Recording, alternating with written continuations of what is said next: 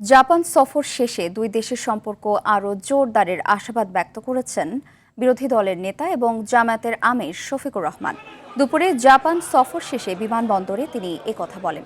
তিনি জানান, ৮ দিনের সফরে জাপানের পররাষ্ট্র মন্ত্রণালয়ের ভাইস মিনিস্টারের সঙ্গে ফলপ্রসূ আলোচনা হয়েছে। বাংলাদেশে দূতাবাস স্থাপনের পর থেকেই জাপান বাংলাদেশের উন্নয়নে কাজ করে যাচ্ছে। ভবিষ্যতে দুই দেশ আরও ঘনিষ্ঠভাবে কাজ করবে বলেও আশ্বাস দিয়েছে বলে জানান জামাত আমির। বিপুল সংখ্যক রোগীকে অনেক কষ্ট স্বীকার করে বিদেশের মাটিতে যেতে হয়, আর যাদের বিদেশে যাওয়ার সামর্থ্য নাই তারা দুঃখে দুঃখে মৃত্যুর দিকেই ঢলে পড়ে।